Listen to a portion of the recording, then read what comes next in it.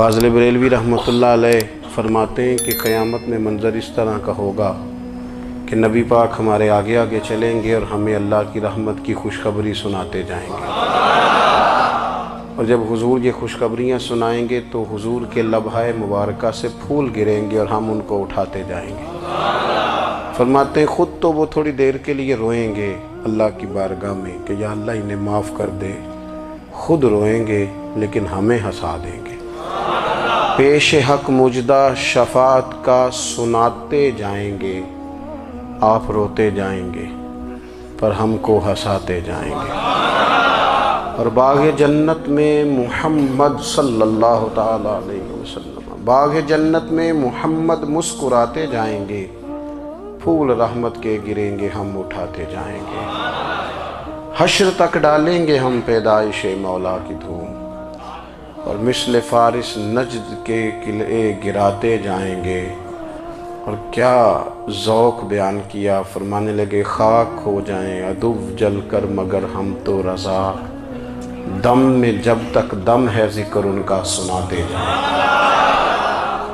جب تک سانسوں کی ڈوری چل رہی ہے، دم میں جب تک دم ہے ذکر ان کا سناتے جائیں گے۔ اللہ تبارک و تعالیٰ نے ہمارے محبوب کریم علیہ السلام کو دنیا میں بھیجا تو فرمایا یا ایھا الناس قد جاءکم برہان من ربکم، اے لوگو تمہارے پاس تمہارے رب کی دلیل آ گئی ہے۔ اللہ تبارک و تعالیٰ نے محبوب پاک علیہ السلام کو سراپا دلیل بنا کے بھیجا۔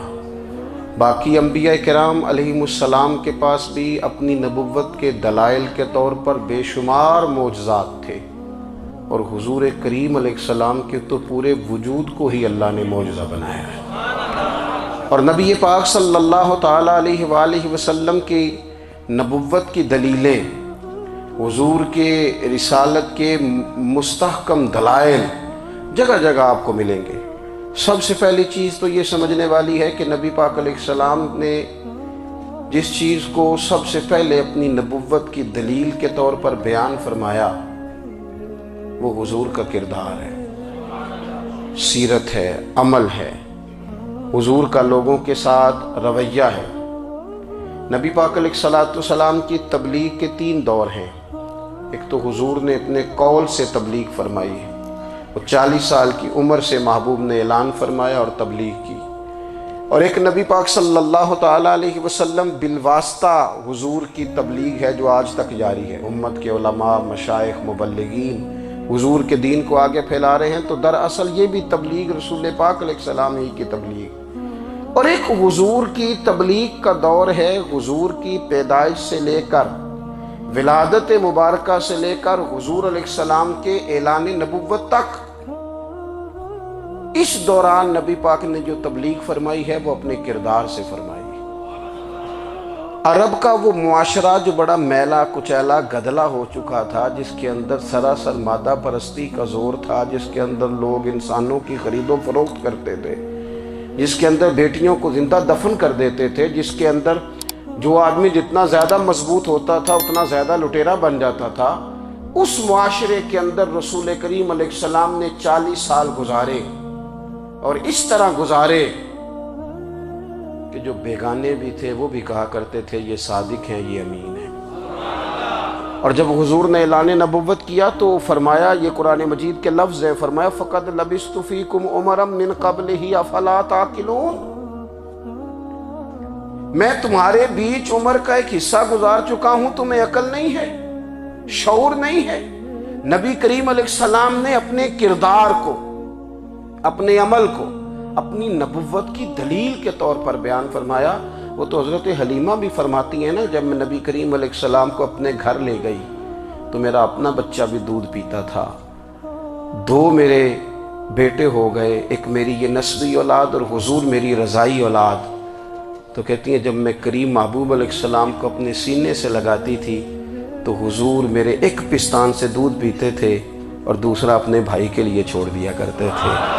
یہاں سے رسول کریم علیہ السلام نے کردار کے ذریعے تبلیغ، اور پھر اعلان نبوت سے پہلے ایک تنظیم عرب کے جوانوں پر، عرب کے سرداروں پر مشتمل بنائی گئی، جس میں نبی کریم علیہ السلام نے بڑا حصہ لیا سرکار نے، اور بڑے اہم لوگوں کو شعور حضور نے عطا فرمائے، وہ اس جماعت کا فیصلہ تھا کہ ہم سارے جوان، سارے بڑے لوگ ملیں گے۔ یہ حضور کے اعلان نبوت سے پہلے کی بات ہے۔ ہم بڑے لوگ ملیں گے، کسی بڑے کو کسی چھوٹے پر ظلم نہیں کرنے دیں گے، کسی آدمی کو کسی غریب کا حق نہیں کھانے دیں گے۔ حضور علیہ السلام نے نا اپنی کردار سے، اپنے عمل سے، اور آپ کا جو عمل ہوتا ہے نا وہ اصل ہوتا ہے۔ ایک ہوتا ہے آپ کوئی بات کرتے ہیں، اور ایک ہوتا ہے کہ آپ کوئی عمل کرتے ہیں۔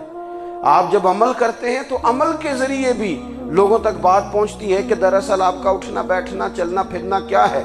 میرے رسول کریم علیہ السلام کا اٹھنا بھی ایک نبی کا، بیٹھنا بھی ایک نبی کا، بات کرنا بھی ایک نبی کا، معاملات زندگی کرنا بھی ایک نبی کا، لین دین کرنا بھی ایک نبی کا۔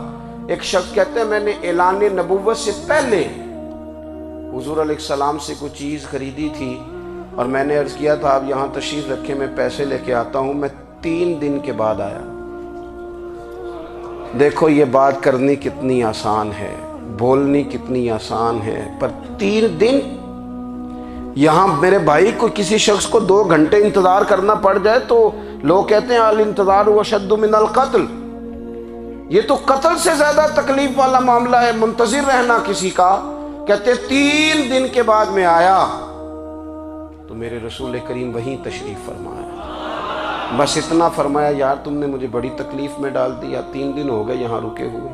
تو حضور نے اپنے کردار کو، اپنے عمل کو، اپنے معاملات کو سب سے پہلے اپنی نبوت کی دلیل کے طور پر پیش کیا۔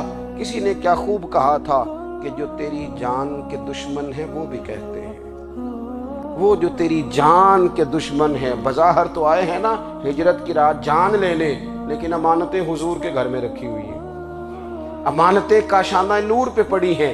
وہ جو تیری جان کے دشمن ہیں وہ بھی کہتے ہیں کہ امین تو ہے اور صداقت کی آبرو تو ہے، امین بھی تو ہے، صداقت کی آبرو تو ہے۔ تو پہلے کردار، پھر دوسری بات، اللہ تعالیٰ نے اپنے محبوب علیہ السلام کو اپنا مطلق نائب بنا کر، اپنا محبوب اعظم بنا کر، ویسے ہی سارے انسانوں کے بارے میں کہا وَإِذْ قَالَ رَبُّكَ لِلْمَلَائِكَةِ إِنِّي جَاعِلٌ فِي الْأَرْضِ خَلِيفَةً، میں زمین میں اپنا نائب بنانے والا ہوں۔